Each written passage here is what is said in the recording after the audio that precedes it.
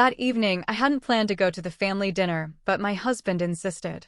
I knew his new girlfriend would be there, and I expected tension, but I couldn't have imagined feeling completely like a stranger.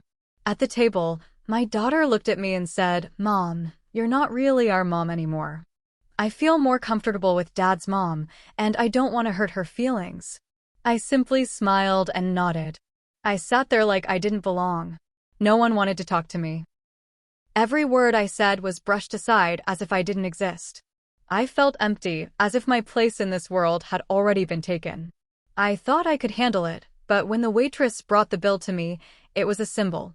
I was left alone, and all the consequences of someone else's life fell on me. I paid silently, without a word. Every step home felt like walking on broken glass. The following days were the hardest of my life. My daughter stopped calling, didn't answer messages. My husband didn't come by, didn't explain, didn't defend me. I was nowhere. I sat at home, staring at empty rooms, my heart tightening at the thought that the people closest to me had become strangers. I began to realize that it wasn't just me who had been pushed away. My daughter, still so young, was learning that it was acceptable to reject her mother without remorse. I didn't know how to teach her that love isn't a game, a convenience, or a whim. She decided that a stranger was better than me. I cried at night quietly, so no one could hear. One evening, I heard my daughter crying in her room. She didn't want to look at me, but I felt her world breaking just as mine had. I quietly went in and sat beside her. She didn't speak, only hid under the blanket.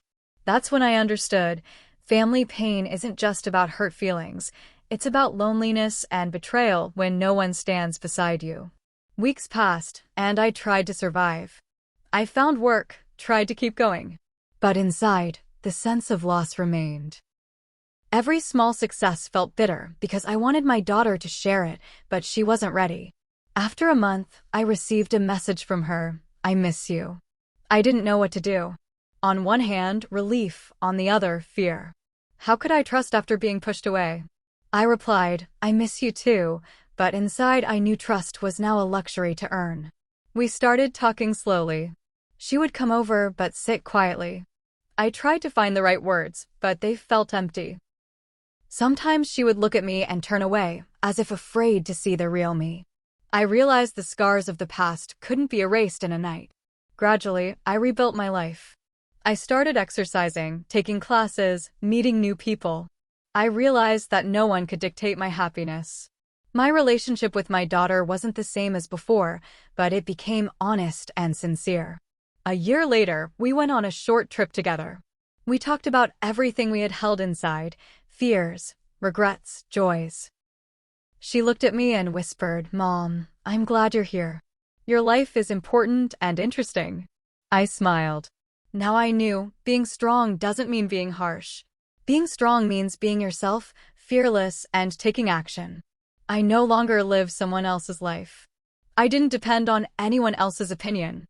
My life became mine. Sometimes I think back to that dinner and understand it taught me the most important lesson. My worth doesn't depend on recognition from others.